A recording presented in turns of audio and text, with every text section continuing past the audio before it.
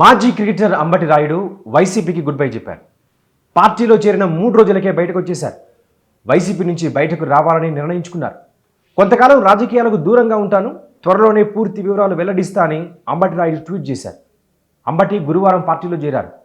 జగన్ స్వయంగా కండువా కప్పి ఆహ్వానించారు. చేరిన 3 రోజులకే పార్టీ నుంచి బయటకు రావడం ఆసక్తి రేపుతోంది. అంబటి గుంటూరు లోక్సభ టికెట్ కోసమే వైసీపీలో చేరారు.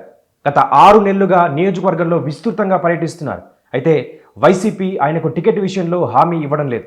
టికెట్ రానప్పుడు పార్టీలో ఉండడం దండగాని అంబటి భావించినట్టుగా తెలుస్తోంది. కాపు సామాజిక వర్గానికి చెందిన అంబటి జనసేనలో చేరుతారని ప్రచారం జరుగుతోంది. జనసేన టీడీపీ కూటమి తరపున గుంటూరు నుంచి పోటీ చేస్తారని వార్తలు వస్తున్నాయి. గత ఎన్నికల్లో ఇక్కడ జనసేన అభ్యర్థికి 1,00,000 ఓట్లు వచ్చాయి.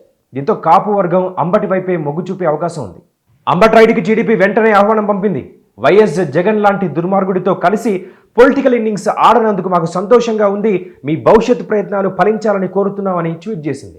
దీంతో అంబటికి లైన్ వేసినట్టుగా స్పష్టమవుతోంది. 2019 లోక్సభ ఎన్నికల్లో గుంటూరు నుంచి గల్లా జయదేవ్ టీడీపీ తరపున పోటీ చేసి గెలిచారు. ఈసారి పోటీకి దూరంగా ఉంటానని ఆయన చెబుతున్నారు. అంబటి జనసేనలో లేదా టీడీపీలో చేరితే టికెట్ దక్కొచ్చు. గత ఎన్నికల్లో వైసీపీ తరపున మోదుగుల వేణుగోపాల్ రెడ్డి పోటీ చేసి ఓడిపోయారు.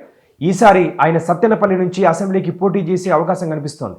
మచిలీపట్నం వైసీపీ ఎంపీ వల్లభనేని బాలశౌరి ఈసారి గుంటూరు నుంచి పోటీ చేస్తారని భావిస్తున్నారు.